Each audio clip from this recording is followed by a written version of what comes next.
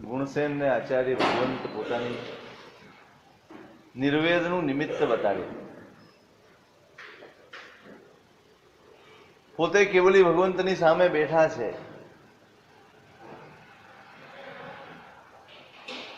બાજુમાં પુત્રો ઉભો છે, પુત્ર ઉભું છે. કર્મની વિડંબનાને પ્રત્યક્ષ જોઈ અને સંસાર ઉપરથી નિર્વેદ જાગ્યો. સંસાર પરનો મોહ ખરી પડ્યો. વિડંબના, વિષમતા, વિચિત્રતા આ બધાનો સરવાળો છે સંસાર. બસ કોઈ પણ સ્વરૂપ પૂછવું હોય સંસાર કેવો, દરેક માણસ પોતાની સમજણ પ્રમાણે સંસારનો જવાબ આપે. પણ વાસ્તવિક જવાબ શું છે? સંસાર કેવો? સૌ પોતાના પુણ્ય પ્રમાણે માપતા હોય છે સંસાર. પણ ખરેખર પુણ્યથી નથી માપવાનું, જ્ઞાનથી માપવાનું. પુણ્યથી માપવા ગયા છે ને બધા ધોકો ખાઈ ગયા છે સંસાર. જેને જ્ઞાનથી, સત્યથી માપ્યું છે એ જ સંસારને સમજી શક્યો છે. આપણે સમજી નથી શક્યા સંસારને, એનું સૌથી મોટું કારણ એ છે કે આપણે હંમેશા પુણ્યની નજરથી સંસારને જોયો છે. કઈ નજરથી જોઈએ છે? પુણ્યની નજર હશે ત્યાં સુધી સંસારમાં ઘણું રૂડું રૂડું દેખાશે. પણ જ્યાં સત્ય ઉઘડશે, સત્યની દ્રષ્ટિ આવશે, ત્યારે જ સંસારનું વાસ્તવિક સ્વરૂપ સમજાશે. જ્ઞાનની દ્રષ્ટિ ઉઘડી છે અને સત્ય સમજાવ્યું છે. અહીંયા તો સુખ પણ વિડંબના છે અને દુઃખ પણ વિડંબના છે. સંસારનું સુખ પણ વિડંબના છે અને સંસારનું દુઃખ પણ વિડંબના છે. અહીં તો સુખ મળે ને તો તૃપ્તિ નથી થતી, સંતોષ નથી થતો, અને દુઃખ મળે ને તો આંખો ઉઘડતી નથી, સમજણ આવતી નથી. આ જ વિડંબના, બીજી શું વિડંબના? સુખ મળે ને સંતોષ ન થાય, દુઃખ આવે ને આંખો ન ઉઘડે, સમજણ પેદા ન થાય, આના જેવી વિડંબના બીજી કઈ હોય? આનું નામ જ સંસાર. તમને સમજવા પણ ન દે અને તમને સુખે રહેવા પણ ન દે, એનું નામ સંસાર. સમજવા પણ ન દે આપણને અને સુખે રહેવા પણ ન દે,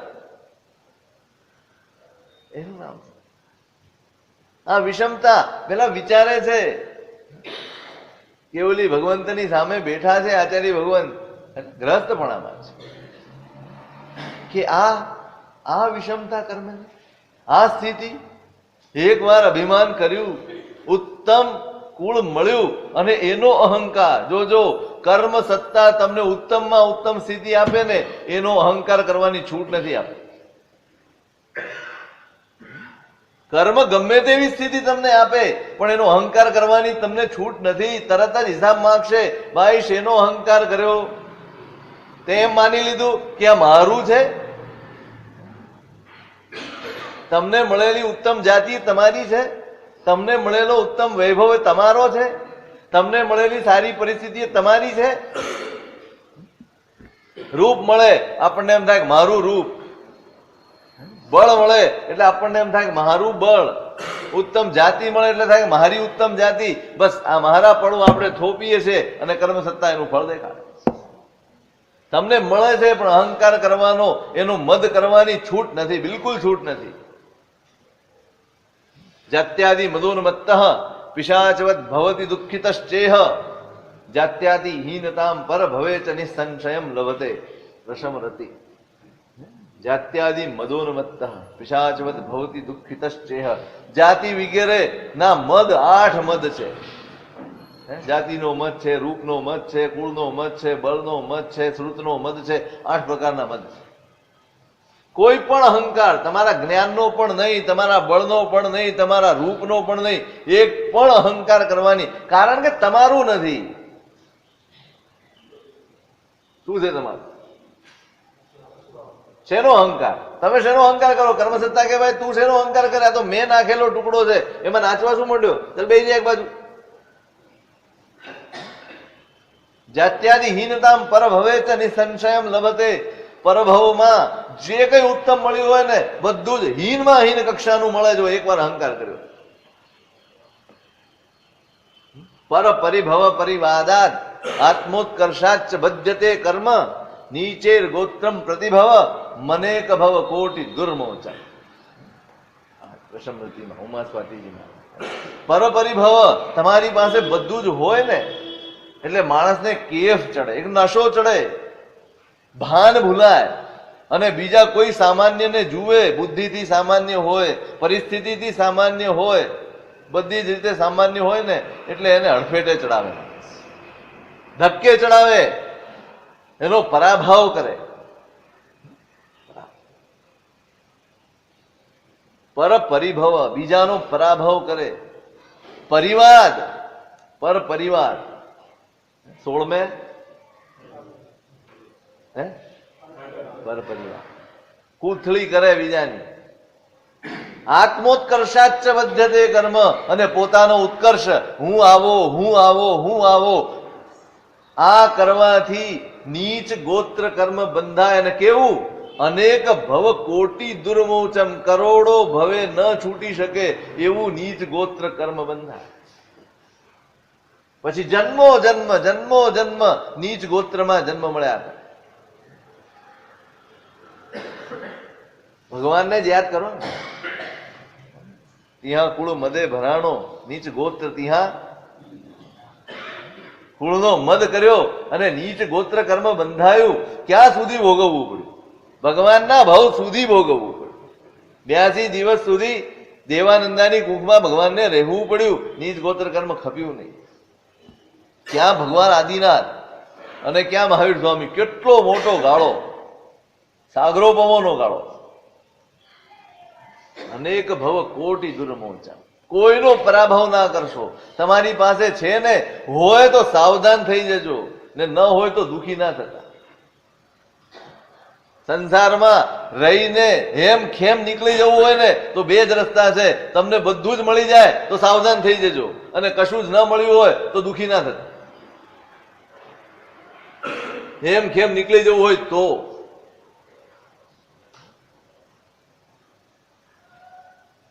એ વિચારે છે કે મારી સામે આ કર્મની વિડંબના જોઈને મને સંસાર પ્રત્યે ધિક્કાર છૂટ્યો. જેને એક વખત પત્ની તરીકે પ્રેમ કર્યો છે, જેને એક વખત મિત્ર તરીકે ગળે લગાડીને ફર્યો છે, એ જ આજે મારી સામે કૂતરા તરીકે ઊભો છે અને હું લાચાર છું, એના માટે કાંઈ કરી શકું. કેવી લાચારી? શું કરી શકો? શું કરી શકો? કર્મ કેવી લાચાર પરિસ્થિતિમાં મૂકી આપે. વ્રજતી તનયો વિનનું જનકતામ તનયતામ વ્રજતી પુનઃ રેશ રે ભાવયન વિકૃતિમિતિ ભવગતે ત્યજ તમો નૃભવ શુભ શેષ. વ્રજતી તનયોપી નનું જનકતામ, આ ભવમાં રહેલો દીકરો આવતા ભવમાં આપણો બાપ બનીને પણ પેદા થઈ શકે. તનયતામ વ્રજતી પુનઃ રેશ રે, આજ આપણા પિતા તરીકે હોય એ આવતા ભવમાં આપણો દીકરો પણ બનીને અવતરી શકે. આ બધું જ સંભવિત છે. આ વિષમતા છે સંસારની. ભાવયન વિકૃતિ મિતિ ભવગતે, સંસારની આ વિકૃતિ, આ સંસારનો વિકાર, સંસારની આ વિચિત્રતા, એનો વિચાર કરી અને આને છોડવા જેવું છે. ત્યજ તમો નૃભવ શુભ શેષ, છોડી દેવા જેવું છે. આપણે અટવાઈ ગયા છે. મેં હમણાં કહ્યું ને, કઈ દ્રષ્ટિએ જોઈશું સંસાર? કઈ દ્રષ્ટિએ જોઈશું? પુણ્યની દ્રષ્ટિએ જોશો જ નહીં ક્યારેય, કર્મની દ્રષ્ટિએ નહીં, જ્ઞાનની દ્રષ્ટિથી જોજો.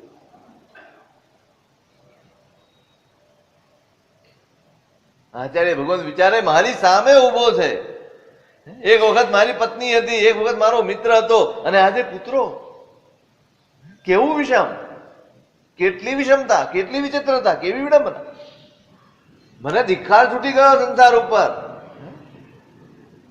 કે આ, અને હું કાંઈ કરી શકતો નથી. એનું આપણી સાથે જોડાયેલો છે ત્યાં સુધી આપણા હાથમાં બાજી છે. આપણી સાથે જોડાયેલાના હિતની ચિંતા કરજો, માત્ર સુખની ચિંતા ના કરજો. શેની ચિંતા કરશો? મારી સાથે જે જોડાયેલો છે, બહુ અઘરું છે, બહુ અઘરું છે. હિતની ચિંતા કરવી બહુ અઘરી છે, સુખની ચિંતા કરવી બહુ સહેલી છે. તમે કોઈના સુખ માટે વિચારશો ને તો સામાન્ય તમારા ઉપર પ્રેમ થશે, અને જ્યાં તમે હિતનો વિચાર કરવા જશો ને સામો તમારાથી દૂર થયા વગર રહેશે. શું કરવું જોઈએ? શું કરવું જોઈએ? તમારી સાથે જોડાયેલો એની દુર્ગતિ ન જ થવી જોઈએ, ન જ થાય. મહેનત કરવી પડે, હિત વિચારવામાં મહેનત કરવી પડે. સુખનો વિચાર ગમે ત્યારે થઈ શકે. હિત માટે બલિદાન આપવું પડે, અલખામણા થવું પડે.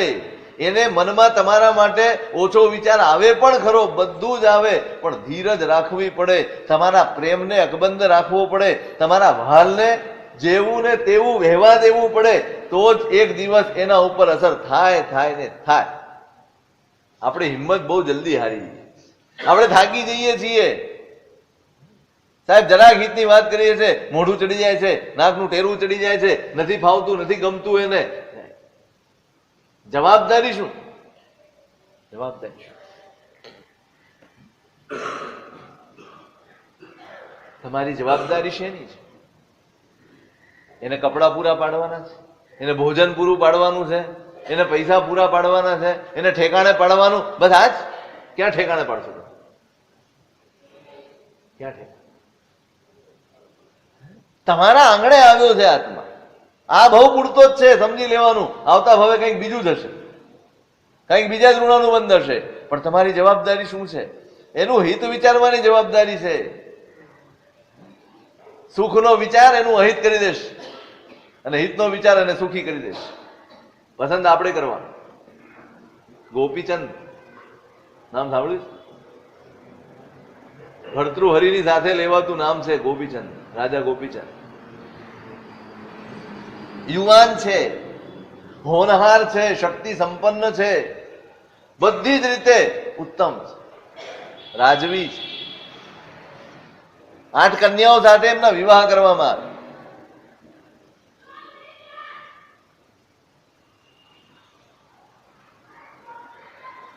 વિવાહ થયા ત્યાં સુધી તો બધું જ બરાબર હતું. પિતા છે નહીં, મા જ છે.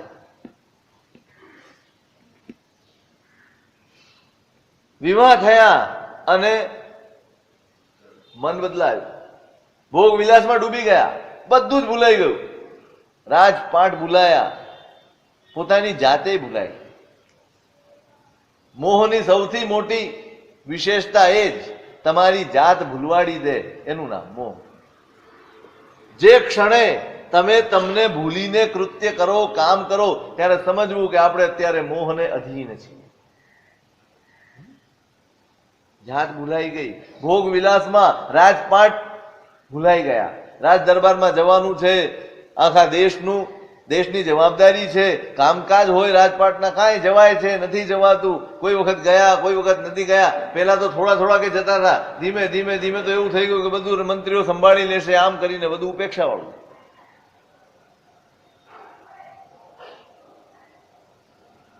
એક દિવસ પત્નીઓ એમને સ્નાન કરાવી દે છે અને માં ઝરૂખે ઊભી છે. જોયું માએ, રોજ જુએ છે, રોજ જુએ છે. મનમાં ચચરાટ છે, મનમાં વેદના છે, અને એ વેદના તે દિવસે ઉભરાઈ આવી. આંખોમાંથી આંસુ વહી ગયા અને પડ્યા નીચે. શરીર ઉપર ગરમ સ્પર્શ થયો ને એને ઉપર જોયું, પત્નીઓ તો હસી રહી છે, એટલે એ તો કોઈ આંસુ છે ને, ગરમ સ્પર્શ ક્યાંથી આવ્યો? વળી ઊંચે નજર કરી તો જોયું જરૂર કે માં ઊભી છે. ત્યાંથી દેખાઈ ગયું કે માની આંખો. ઊભો થઈ ગયો, દોડીને પહોંચ્યો ઉપર. માને કે છે, માં આ શું? તારી આંખમાં આંસુ?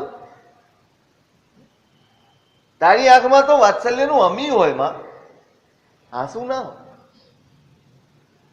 તારી આંખમાં તો કરુણા હોય, એની ભીનાશ હોય. આંસુ કેમ? આંસુ ના શોભે તારી આંખમાં. માં રડે ને તો ધરતી ધ્રુજે, પુણ્ય પોપડા થઈને ઉખડી જાય. માં દેવતાઓ બી સહાય ન કરી શકે જો તારી આંખમાં આંસુ આવે મારા કારણે. તો શું થયું તને? બોલ, કેમ રડે? માં કહે છે, બેટા તને જોઈને તારા બાપુજીની યાદ આવી ગઈ. તારા બાપુજી પણ તારી ઉંમરે આવા જ હતા, અત્યંત સ્વરૂપવાન હતા. કોઈને પણ જોઈને મોહ થઈ જાય ને એવું એમનું સ્વરૂપ હતું.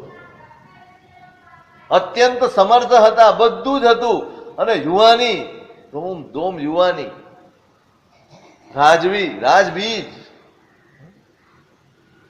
ચારે બાજુ સુખની છોડો ઉછળે એવું વાતાવરણ. એમ થાય કે આ પરિસ્થિતિ ક્યારેય જવાની જ નથી. અને છતાંય એક દિવસ એવો આવ્યો બેટા, આ કાયા વિલાઈ ગઈ, વિખરાઈ ગઈ, ખરી પડી. મને દુઃખ એ વાતનું થાય છે કે આવતીકાલે તુંય તારું યાદ હશે. તું રાજપાટ ભૂલ્યો વાંધો નથી, પણ તું તારી જાત ભૂલ્યો બેટા, તું તારા આત્માને ભૂલ્યો. અને મને દુઃખ એ વાત, તું તારી જાતને ભૂલ્યો, તારા આત્માને ભૂલ્યો ને, મને દુઃખ એ વાતનું છે. અને ગોપીચંદને અંદર ઝાટકો લાગી.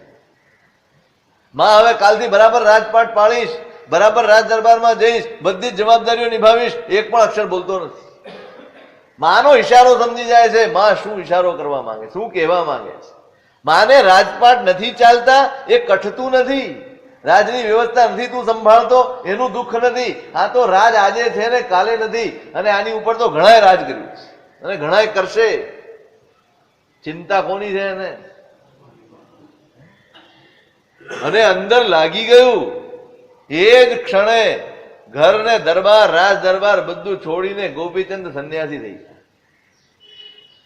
કોની ચિંતા? એક માં ચિંતા કરી શકે? આર્ય રક્ષિત ભણી ગણીને આવ્યો છે દીકરો, રાજા સન્માન કરે એવી વિદ્યા પ્રાપ્ત કરીને આવ્યો છે. આખું નગર હિલોળે ચડ્યું છે, આખું નગર, એક પણ બાકી નથી.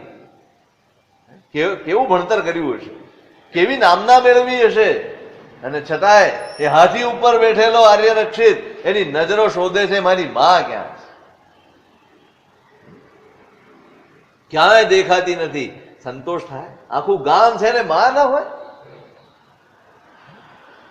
જ્યાં ઘર આવ્યું ત્યાં ઉતરીને અંદર ગયો, માં ક્યાં છે? માં બહાર ઓટલે પણ ઊભી નથી. બહુ કઠોર હશે નહીં? બહુ કઠોર હશે ને? જરાય પ્રેમ નહીં હોય ને છોકરા ઉપર. આવું તે થાય કઈ? આપણો વ્યવહાર શું કે? આપણો વ્યવહાર શું કે? બીજું બધું પછી થાય, પણ પેલા એક વાર તો જવું જોઈએ ને. અવસર, અવસરે કહેવાની વાત અવસરે જ અસર કરે. અવસર જાય ને પછી તમે ગમે તેટલી વાતો કરો. પેલો ગયો ને જુએ માં તો સામાયિક લઈને બેઠી છે. માં તું ના આવી? તને હરખ નથી? શેનો હરખ બેટા? શેનો આનંદ કરું? તું જે વિદ્યા ભણીને આવ્યો છે એ વિદ્યા અહંકાર વધારશે, તારો સંસાર વધારી આપશે. જેનાથી તારો સંસાર વધે એ પરિસ્થિતિથી માને હરખ થાય? આ માને હરખ થાય?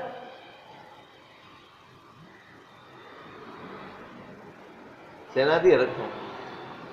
મા બાપ શેનાથી હરખાય? શેનાથી હરખાવા જોઈએ? શેનો આનંદ થવો જોઈએ?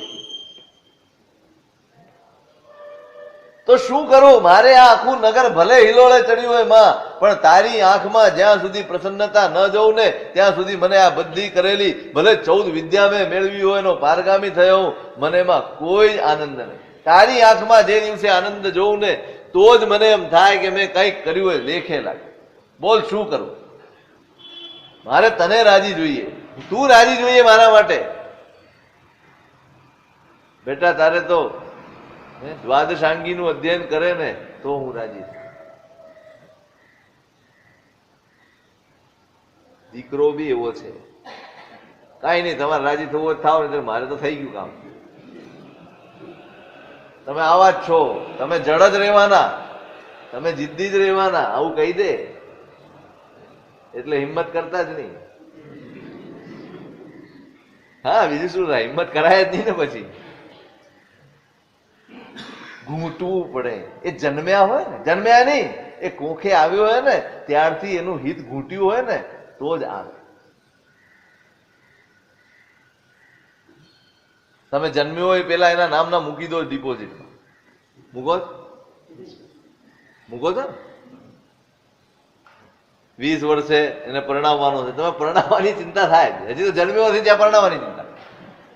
એને કામ કરવા પડશે, એનું આમ કરવું પડશે, એનું તેમ કરવું પડશે, એને આ પૈસા કામ લાગશે. શેની ચિંતા કરે?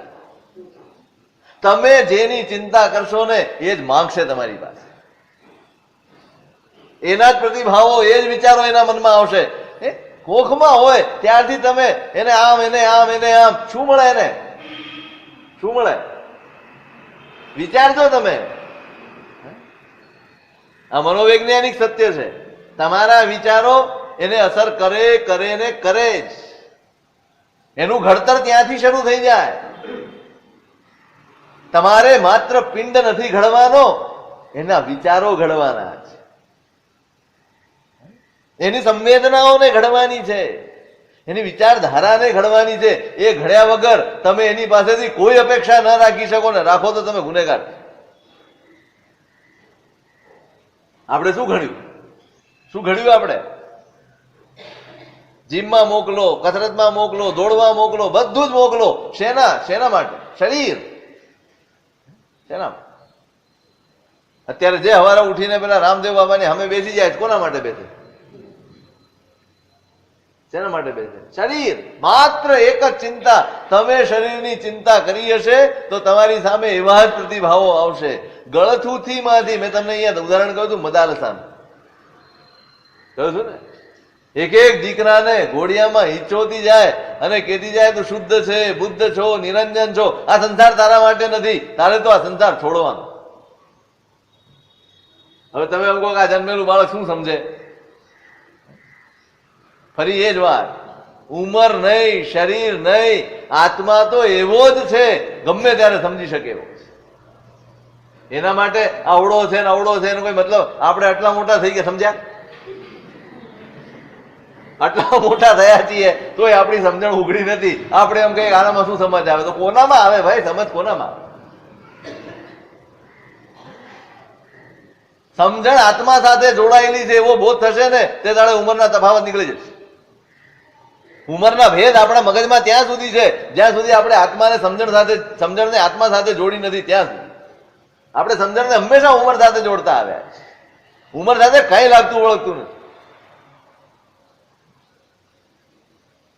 હમણાં તમારે પેલું ટીવીમાં કઈ પ્રોગ્રામ આવે છે ને, પેલો કૌટિલ્ય પંડિત જોયો છે? અવડું અમથું બાળક છે, 5-6 વર્ષનું હશે એ છોકરું. કોઈ બી સવાલ પૂછો તમે એને, કોઈ બી દુનિયાનો સવાલ પૂછો એને મોઢે જવાબ છે, એક એક ક્ષણમાં જવાબ આપે. ક્યાંથી આવ્યો? તમારી પાસે એટલા સવાલ નથી જેટલા જવાબ એની પાસે છે. આપણી પાસે તો સવાલનું પણ જ્ઞાન નથી એટલા જવાબ એની પાસે છે. ઉંમર સાથે કાંઈ સંબંધ નથી, નિસ્બત નથી. સિંચો ત્યાંથી સિંચ્યું હશે ને. આપણે શું કરીએ? હવે સાહેબ સમજણો થયો, હવે એને ધર્મ શીખવાડો. નહીં, ધર્મ પીવડાવવાનો હોય, ધર્મ અંદર ઉતારવાનો હોય, એના વિચારોમાં ધર્મ રોપવાનો હોય. આપણે એના વિચારોમાં ધર્મ રોપવાની મહેનત જ નથી કરી.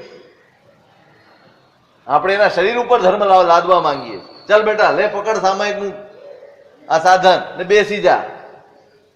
વિચારોમાં ધર્મ નહીં રોપાય તો આ શરીર ધર્મમાં ક્યારેય નહીં જોડાય. મનને કેળવવાનો.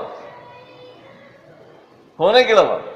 ધર્મ કરાવવો હોય તો પેલા એના મનને કેળવો, પછી એ શરીર જોડાશે ધર્મમાં. સાહેબ આ કાંઈ ગમતું નથી, એને ન જ ગમે ને ભાઈ, ન જ ગમે, એમાં એનો વાંક નથી.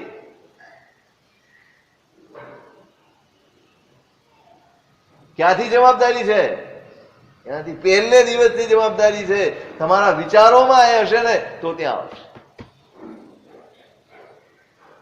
આર્યરક્ષિતમાં એમને નથી આવી ગયું કે માં તું કેમ રાજી નથી? હવે આટલું બધું ભણ્યો તો રાજી નથી. હા, શાંતિથી પછી કહી દેવું તું ને કે આ ભણી લે. નહીં, એક અક્ષર નહીં. તું રાજી નથી, બોલ શું કરું? દ્વાદશાંગી ભણવી પડે. સારું, ક્યાં ભણવા મળે બોલ? હમણાં ઉપડું. કશું જ કહેતી નથી. અને દ્વાદશાંગી કઈ રીતે ભણાય? જાઓ, તોસલી પુત્ર નામના આચાર્ય તમારા મામા છે, એની પાસે જઈને ભણવું પડે. સારું, માને ખબર છે દ્વાદશાંગીનું પઠન આને લીધા વગર થઈ શકે નહીં. એવી માં હશે. અને દીકરો પણ કેવો હશે, કશું જ પૂછતો નથી. પહોંચી ગયા આચાર્ય ભગવાન પાસે, કોઈ દિવસ ગયા નથી. જૈન સાધુ કેવા હોય, એનો વ્યવહાર કેવો હોય, એની સાથે કેવી રીતે વ્યવહાર કરાય કાંઈ ખબર નથી. બહાર બેઠા છે ઓટલે, અને એક શ્રાવક આવ્યો, ઢઢ્ઢર નામનો શ્રાવક. એને મોટેથી વંદન કર્યા, ઈચ્છામી ખમા સમણો વંદ્યું જાવણી જાય, યાદ રાખી લીધું એક જ વાર. અને અંદર જઈને વંદન કર્યું, પણ સૂત્રો યાદ રહી જાય. વિધિમાં તો પેલો બેઠો છે, આ વંદન કરી, વંદન પૂરેપૂરું એને જે રીતે કર્યું હતું એ રીતે કર્યું, કરીને બેસી ગયો. વંદન કરીને બાજુમાં બેઠેલા શ્રાવકને પ્રણામ ન કર્યા એટલે સમજી ગયા કે આ માણસ. જોજો, ઉપાશ્રયમાં આવો, વંદન કરો. કોઈ પણ સાધર્મિક બેઠા હોય, શ્રાવક બેઠા હોય, એને પ્રણામ કરવા. આ વિધિ છે, આ ઓળખાણ છે. એને ખબર પડી કે આ ભાઈ અજાણ્યો છે. ગુરુ ભગવાનને ખબર પડી ગઈ કે અજાણ્યો. કોણ છો ભાઈ, ક્યાંથી આવે? પોતાની ઓળખાણ આપી, સાહેબ દ્વાદશાંગી ભણવી, દીક્ષા લેવી પડે, જે કરવું પડે કરો, મારે ભણવું, મારી માં આનાથી જ રાજી થાય એમ છે. માના બલિદાને આ શાસનને આરી રક્ષિત આપ્યા. શેની ચિંતા કરશો? તમારી સાથે જોડાયેલાની હિત ચિંતા કરજો. સુખ તમે ગમે તેટલું આપશો ને, એના ભાગ્યમાં હશે તો જ ટકશે. પણ હિત આપ્યું હશે ને, તો હિત એનું ભાગ્ય બનાવી દેશે. તમે ભાગ્ય નહીં બનાવી શકો. તમે પદાર્થો આપી શકશો, પરિસ્થિતિઓ આપી શકશો, બધું જ આપી શકશો, પણ તમે એનું ભાગ્ય નહીં બનાવી શકો. ભગવાન વરસીદાન આપે ને, દેવો સહાય કરે એમને, આમ આપે આમ. ભગવાન ગણતરીથી ના આપે, પણ પેલાના હાથમાં, પેલાના ભાગ્યમાં જેટલું હોય ને એટલું જ એની પાસે ટકે, બાકી બધું પાછું લે. ભગવાન ના લે, એના ભાગ્યમાં હોય એટલું જ એની પાસે રહે, બાકી ના. તમે ગમે એટલું કરોડોની સંપત્તિ આપી દો, પણ જો એની પાસે ભાગ્ય નહીં હોય તો શું આપશો? એને હિત આપશો તો એનું ભાગ્ય પોતે બનાવી લેશે, એના રસ્તા પોતે કરી લેશે. હિતની ચિંતા કરો. પૂછજો ઘરમાં, આજે આખા દિવસમાં બેટા શું સારું કામ કર્યું? કોઈ ગરીબને આપ્યું, કોઈ દીન દુખિયાને આપ્યું, કોઈ પશુને ખવડાવ્યું, કોઈ પંખીને ચણ નાખી, કોઈ જરૂરિયાત વાળાને આપ્યું. પૂછજો. આખા ઘરના એકે એક સભ્યના હાથે રોજ કંઈક ને કંઈક સારું કામ થવું જોઈએ. નિયમ ખરો? દરેક સભ્યના હાથે નિયમ, સાંજે હિસાબ લેવાય, શું સારું કામ કર્યું ભાઈ. મોજ શોખમાં, મિત્રોની સાથે, મહેફિલમાં, હોટલોમાં કેટલાય પૈસા આપણે વેડફી નાખીએ. પડાપડી. હોટલમાં ગયા હોય ને, પૈસા કોણ આપે ને એની પડાપડી. આમ જોવા જેવો નજારો, જોવા જેવું દૃશ્ય. કેવું લાભ લેવાની, પણ લાભ લેવાની ને, લાભ લેવાની પડાપડી હોય. હું ચૂકવીશ, હું ચૂકવીશ, હું ચૂકવીશ. અને એટલા બધા હોશિયાર હોય, પહેલેથી પેલાને કહી આવે મેનેજરને, કોઈ બી પૈસા લેવા આવે લેતો નહીં. અને પછી એનો ગર્વ થાય, હે અમારી મિત્રતા સાહેબ.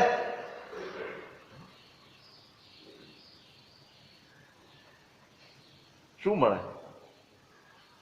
લાભ મળે. સારું કરો, એન્જોય કરો, આનંદ કરો, પણ એની સામે સુકૃત જોઈએ. એક મોબાઈલ લેવા જાઓ, હવે તો સસ્તો ફાવતો જ નથી ને. 20, 40 ને 60 એ ખબર જ નથી પડતી કેટલા છે. આઈફોન જ જોઈએ, આઈફોન 6 જ જોઈએ પાછું. હવે તો 7 આવી ગયો, ખબર નથી આવી ગયો ને. તમારો એક મોબાઈલનો ખાલી ખરીદવાનો ખર્ચ તમને લાગે છે કે એક આખા કુટુંબનો વર્ષનું ખર્ચ નીકળી જાય? સામાન્ય માણસ હોય, કુટુંબ 3-4 જણાનું કુટુંબ હોય, એ 60 કે 70 હજારનો તમારો મોબાઈલ, એ એક મોબાઈલમાં આખું વર્ષ એ આખું કુટુંબ ખાઈ પીને મોજ કરી શકે. વિચાર ના ના આવે.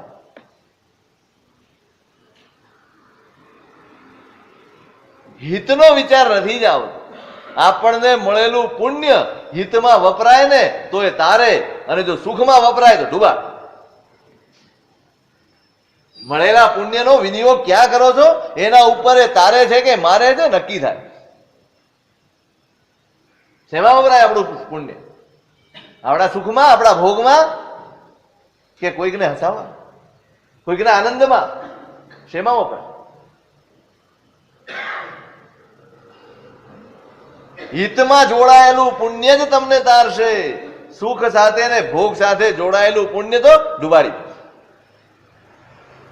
84 ના ચક્કરમાં ફેરવી નાખશે.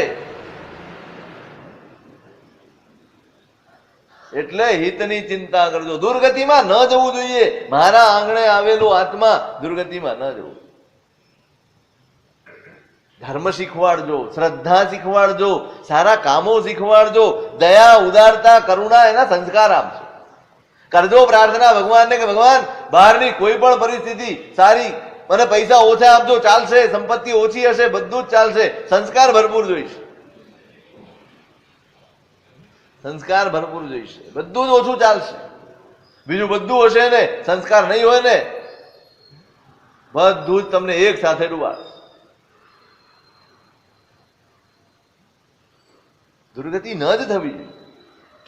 પેલા તો આપણે આપણી જાતનું તો નક્કી કરો કે મારી ન થવી જોઈએ, પછી મારા આંગણે આવેલાની કે મારા સાથે જોડાયેલાની વાત વિચારાય. બોલો, નક્કી છે આપણે દુર્ગતિમાં નથી જવું ને? નથી જવું એ નક્કી છે, પણ કરીએ છીએ એવું?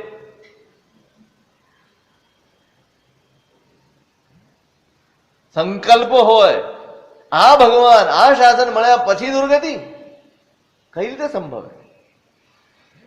સમજાયું હોય તો ન જ સંભવે.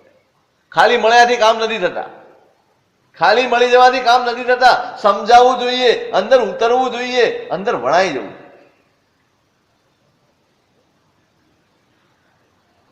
ત્યારે ભગવાન પેલાને વિચારે, હે આ મારી સામે ઉભો, એક દિવસ મારી સાથે હતો અને આજે અહીંયા ક્યાં પહોંચી ગયો? દુર્ગતિ થઈ ગઈ એની. સંસાર ઉપરથી ધિક્કાર છૂટી ગયો. કેવલી ભગવાનને પૂછે છે કે ભગવાન આ કર્મનું ફળ ક્યાં સુધી ભોગવશે?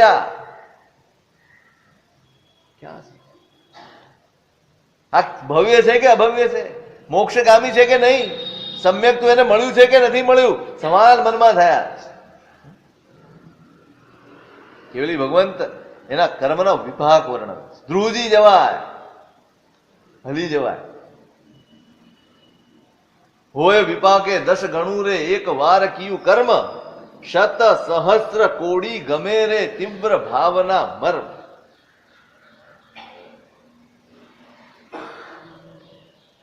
પેલા અહિંસા પાપસ્થાનક, અહિંસા પાપસ્થાનકની સજ્જાઈમાં છે. હોય વિપાકે 10 ગણું રે, એક વાર કિયું કર્મ. કોઈ પણ કર્મ કરો વિપાકમાં એનું ફળ 10 ગણું મળે. અને પછી તમારા જેવા પરિણામ શત સહસ્ત્ર કોડી, 100 ગણું, 1000 ગણું, કરોડ ગણું ફળ જેવા અંદરના પરિણામ. એ પરિણામ પ્રમાણે કર્મ ફળ આપે. હવે જોજો, એને જે અહંકાર કર્યો, બિચારા સામાન્ય માણસો હતા, એની પાસેથી ગુજર્યા, અમારી પાસેથી નીકળ્યા કેમ? અમને અડ્યા કેમ? અમે કોણ?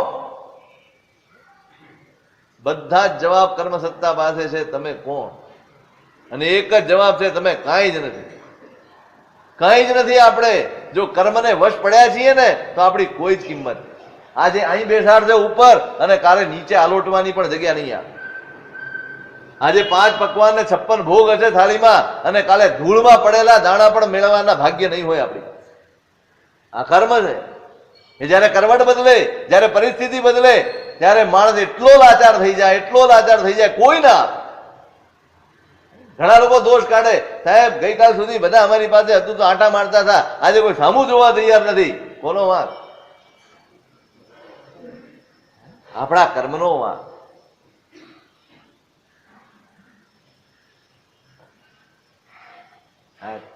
કેવલી ભગવંત કહે છે કે અહીંથી મરશે ને, અને એ ધોબીના ઘરે જે ગધેડી છે એના પેટે ગધેડો થઈને અવતરવા. કૂતરાને છોડાવી લાવ્યા, જોજો કૂતરાને ત્યાંથી લઈ આવ્યા. હવે તમે એને ગમે એટલું સાચવો, સારી રીતે રાખો, રોજ નવડાવો ધોવડાવો, એને જીવાત ન પડે એનું ધ્યાન રાખો, એનું શરીર સારું રહે એનું ધ્યાન રાખો. કૂતરાને છોડાવી શકાય છે, ઋણાનું બંધ છોડાવી નથી શકાતા. તમે વ્યક્તિને ત્યાંથી મુક્ત કરી શકો, પણ એના ત્યાં સાથે જોડાયેલા ઋણાનું બંધ એને આપણે કોઈ દિવસ નહીં છોડાવી શકીએ. એ તો બંધાયેલા છે અને એને ભોગવવાના છે, એને ભોગવવા જ પડે. ગધેડાનો અવતાર મળશે એમાં પણ કષ્ટ, ભયંકર કષ્ટ ભોગવવાનો, અતિ ભાર મૂકવાનો, બહુ જ કષ્ટપૂર્વક ભવ પૂરો કરશે. અને માતૃદત્ત જે ચંડાળ છે ને, એની અનધિકા નામની એની પત્ની છે, એની કોખે નપુંસક તરીકે એનો જન્મ થશે. આ તો હજી શરૂ થયેલું છે, પરંપરા શરૂ થઈ છે. કુરૂપતા અને દુર્ભાગ્ય એનો પીછો નહીં છોડે. એક વાર અહંકાર કર્યો છે, પણ એ કઈ કક્ષાએ કર્યો છે, કેવી કદર્થના કરી હશે સામાની, આપણે એ વિચારવા. માણસ અહંકારમાં આવીને કશાયને વશ પડીને જયારે ભાન ભૂલી જાય ને, એ જયારે કેવું આચરણ કરે એ કોને ખબર પડે? જે બાજુમાં ઉભો રહીને જુએ છે એને ખબર પડે કે આ શું કરી રહ્યો છે. આટલી હદે જવાય કઈ? આપણને એમ થઈ જાય આટલી હદે જવાય? આવી કદર્થના, આવી પીડા કોઈકને કરાય, આવો તુચ્છકાર વર્તાય. એ જે તીવ્રતા હતી અને તે વખતે કર્મ બંધ થયું છે, તે વખતે આયુષ્ય બાંધી લીધું છે, નીચ ગોત્ર કર્મ બંધાઈ ગયું છે. હમણાં કહ્યું મેં, અનેક ભવ કોટી દુર્મોચા, કરોડો ભવ ભોગવ્યા કરશો ને છુટકારો નહીં થાય. માટે સાવધાન, કોઈનો તુચ્છકાર ના કરશો, કોઈનો તિરસ્કાર ના કરશો. પોતાનો આત્મોત્કર્ષાચ, પોતાનો ઉત્કર્ષ બી ના વિચારતા. હું આ ગૌરવ હોવું એક વાત છે, અહંકાર હોવું એ બીજી વાત.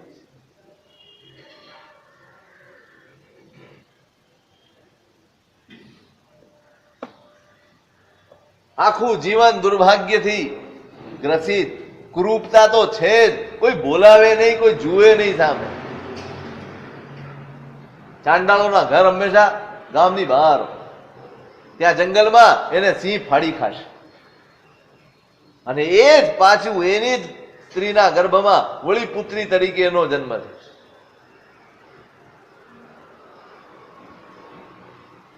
અને એ નાની ઉંમરે સર્પદંશથી મૃત્યુ પામશે. વળી પુષ્યદત્ત જે ધોબી છે એના ઘરે પ્રસૂતિ કરાવનાર જે દાસી છે ને, એ દાસીને ત્યાં વળી નપુંસક તરીકે ફરી એનો જન્મ. જન્મથી જ કુબડો,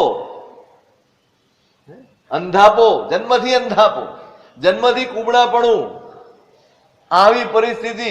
અને એની સાથે પરિસ્થિતિ વિકટ મળી હોય ને, પણ બીજાની સહાનુભૂતિ મળે ને તો સહન કરી શકાય. માણસ પરિસ્થિતિ લાચાર હોય, પણ જો કોઈકની સહાનુભૂતિ ને પ્રેમ મળી જાય ને, એક હૂંફ મળે ને, તો માણસ દુઃખ પણ જીરવી જાય. પણ અહીંયા તો અંધાપો છે, કુબડાપણું છે, પરિસ્થિતિ અતિ વિષમ છે, અને એની સામે બધાનો તિરસ્કાર નથી. એ રીતે જિંદગી પસાર કરવાની. એમાં નગરમાં આગ લાગશે અને આગમાં જોજો, અંધો ને કુબડો છે, દેખી નથી શકતો, ચાલી નથી શકતો વ્યવસ્થિત, એ આગમાં ભડથું થઈને મરી જવા. પરિવાર પણ બચાવવા ન આવે. કોણ રોકે છે પરિવારને બચાવતા? કોણ રોકે?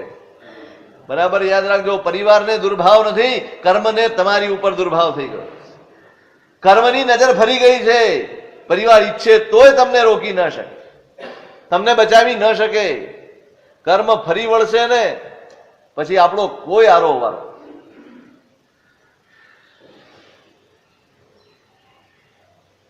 એ જ દાસીને ત્યાં એ ભળતું થઈને મરશે ને, ત્યાં વળી પાછું એ જ દાસી, પ્રસૂતિ કરાવનાર દાસી, એને ગર્ભમાં વળી પુત્રી તરીકે જન્મ થશે.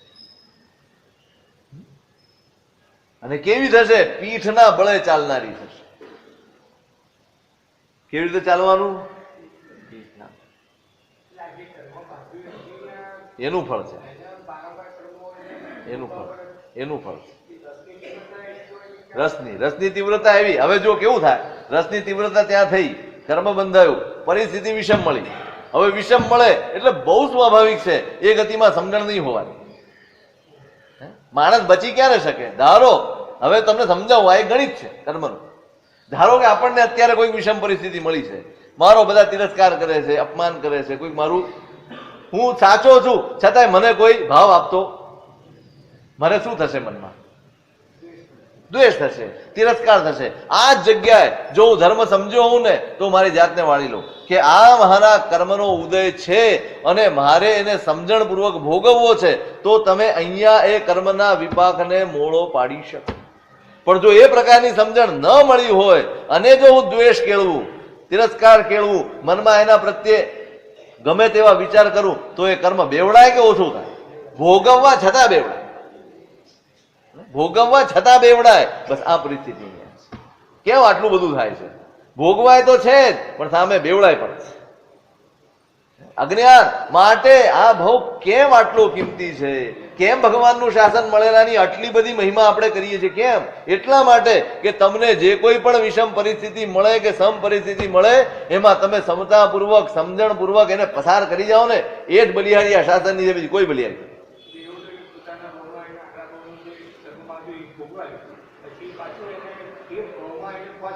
નહીં. એટલે પેલું કર્મ તો છે જ, એ તો ચાલુ જ છે, એકવાર નક્કી થયેલું. પણ આમાં ઉમેરો થાય એમ.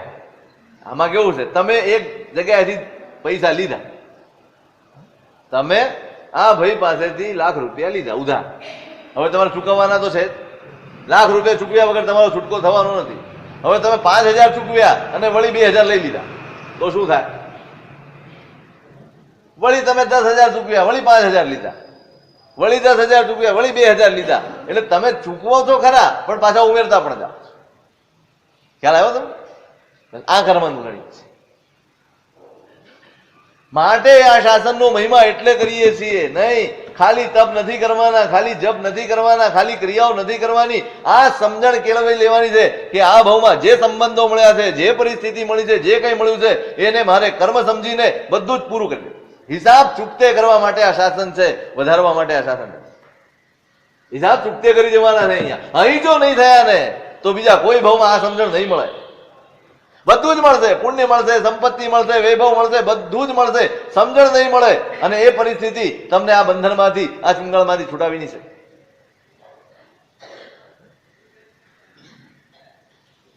પીઠના બળે ચાલશે, ઢસડાતા ઢસડાતા જીવન પૂરું કરવાનું. એવું નથી કે એને કોઈ સાચવીને તેડીને ચાલશે. નહીં, કોઈ સંભાવના કર્મ રહેવા નથી દેતી. એક પણ બધા જ હૂંફના, પ્રેમના, વહાલના બધા જ દરવાજા બંધ કરી દે અને તમને એકલા સબળવા માટે છોડી દેશે કર્મ. ભોગવો એકલા, હસતા રે બાંધ્યા કર્મ, નવી ઓળખ્યો જીન ધર્મ, રોતા ન છૂટે પ્રાણિયા. જયારે પુણ્ય હોય ને ત્યારે અહંકાર હોય, ત્યારે ભાન ન હોય, ત્યારે કેવા કર્મ બાંધીએ. નવી ઓળખ્યો જીન ધર્મ, રોતા ન છૂટે. ગમે તેટલા માથા પછાડો, છૂટી ન શકાય. એ પીઠ ભલે ઘટનાથી એક દિવસ નગરમાં પેલો હાથી ગાંડો નીકળશે અને એના પગ તળે ચંપાઈને એને મરવા. મૃત્યુ બી કેવા કરુણ થાય. અને જોજો આવા મૃત્યુ થાય ને તે વખતે મનમાં કઈ સદભાવ ના હોય, દુર્ભાવના જ હોય, દુર્ધ્યાન જ હોય. અને દુર્ધ્યાન થાય એટલે દુર્ગતિ આવવાની. વળી પુષ્યદત્તની જે કાલાંજનિકા નામની પત્ની છે, એની કુખે પુત્રી તરીકે જન્મ થશે. અત્યંત દરિદ્ર એવા પુષ્ય રક્ષિત સાથે એના લગ્ન થશે અને પ્રસૂતિની મહાવેદનામાં એના પ્રાણ ચાલ્યા. અને વળી એ જ કાલાંજનિકા એની કુખે પાછો દીકરો થશે. જરાક મોટો થશે, રમવા તો જાય બધા બાળકો, આ રમવા જાય, નદી કિનારે રમતો હશે. અને એમાં આ પુષ્યદત્તનો જે શત્રુ છે, દુશ્મન છે, ચિલાત કરીને એ જોશે કે આ તો મારા દુશ્મનનો દીકરો છે. દુશ્મનનો દીકરો છે, એ દુશ્મની યાદ કરી એક મોટા પથરા સાથે બાંધી નદીમાં ડૂબાડી દે.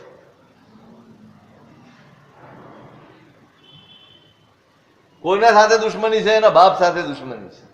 અડફેટે કોણ ચડ્યો? દીકરો. પથરો બાંધી નદીમાં ડૂબાડી. આટલું આ પાપનું ફળ છે. કેવલી ભગવંત કહે છે કે આટલું ભાઈ આ પાપનું ફળ છે. ભવ્ય છે આ જીવ, સિદ્ધિગામી છે આ જીવ, પણ હજી સમ્યક તો એને મળ્યું. પછી મેં પૂછ્યું ભગવંતને કે ભગવંત આને સમ્યક તો ક્યારે પ્રાપ્ત થશે? ત્યારે કેવલી ભગવંત કહે છે કે ભાઈ આ જયારે ડૂબીને મરશે ને ત્યાંથી મરીને વાણવ્યંતર થશે અને આનંદ નામના તીર્થંકર પાસે એને સમ્યક્તોની પ્રાપ્તિ થશે. પછી ચારે ગતિમાં ભ્રમણ કરતો કરતો કરતો એ આત્મા આ જ ગંધાર દેશમાં રાજા થશે અને અમર તેજ નામના વિદ્યાધર શ્રવણ પાસે એ દીક્ષા અંગીકાર કરશે, કેવળ જ્ઞાન પામશે અને મોક્ષે હાશ થઈ ને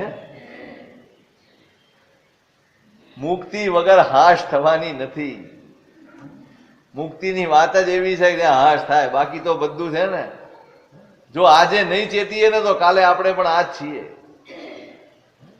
તો મમેયમ સૌણ જાઓ સંવેયો, હું સાંભળતો છું અને સાંભળીને મારા મનમાં સંવેગ પેદા થયો.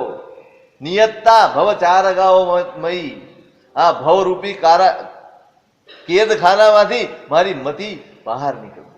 ભવ કારા ગેહમ તદિહન રતિ ક્વાપી વિદુષામ. ઉપાધ્યાયજી મહારાજ ભવ કારા ગેહમ, સંસાર તો કારાવાસ છે. તદિહન રતિ ક્વાપી વિદુષામ, જે સમજણો છે, જે સમજદાર છે, જે વિદ્વાન છે, ભણેલો છે, એને ક્યારેય આ કારાવાસમાં રતિ ન થાય. આનંદ સંસારમાં વાંધો સંસાર સાથે નથી, વાંધો સંસાર પ્રત્યેની રતિ સાથે. સંસાર તો છે જ, સંસાર ડૂબાડતો નથી, સંસાર પ્રત્યેનો રાગ ડૂબાડ. કોને કાઢવાનો છે? આપણે વસ્તુઓની પાછળ પડ્યા છે. આ છોડો, આ છોડો, આ છોડો, ખાવાનું છોડો, કેરી છોડો, ફલાણું છોડો, ઢીકણું છોડો. રાગ નહીં છૂટે ને તો આ ડબલ થઈને ઓળખશે, બધું ડબલ થઈને ઓળખશે. છોડવાનો રાગ છે, ખાલી પદાર્થો નથી છોડવાના, રાગ છોડવા. તદિયન નથી ક્વાપી વિદુષામ, સમજણો છે એ રાગ પૂર્વક ના રહે. મારું મન એ ભવકેદમાંથી હટી ગયું. જેની કથા હું સાંભળી રહ્યો હતો એ મારો પ્રિયજન હતો. કોણ હતો? એ મારો પ્રિયજન હતો. ક્યાંય ન મારો પ્રેમ, ન મારું વાલ, ન મારું પોતાપણું, ન મારું પુણ્ય, કોઈ પણ ચીજ એને બચાવવામાં કામ લાગી નહીં. કશું જ ખપમાં ન આવ્યું, ન મારી સત્તા કામ લાગી. મારી પાસે બધું જ હતું, પણ હું આની આ પરિસ્થિતિમાં ક્યાંય ફેરફાર કરી શકું એવો નહોતો. આ લાચારી હતી અને આ જ સંસાર છે એ સમજાઈ ગયું. ધિક્કાર છૂટ્યો અને ઇન્દ્રદત્ત ગણધર પાસે માતા પિતાને મેં સમજાવ્યા. હવે આ સંસારમાં કેટલી વાર ટકાય?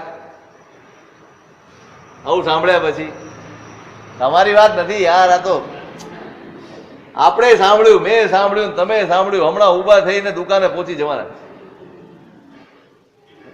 એ જ ગણતરી કરવાની.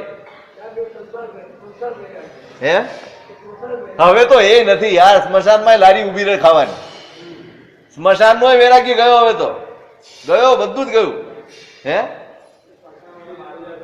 વાતો કરે, મોબાઈલમાં ગેમ રમે. મારા બેટા ઓલો બળતો હોય ને ત્યાં ગેમ રમે. ખરેખર સંવેદના એવી ગુમાવી છે ને આપણે. ઇન્દ્રદત્ત ગણધર પાસે મેં દીક્ષા લઈ લીધી. આ એમને નિમિત્ત બતાડ્યું. પછી ગુણસેન શું કહે છે, એનું શું સ્વરૂપ છે અગ્રધિકા?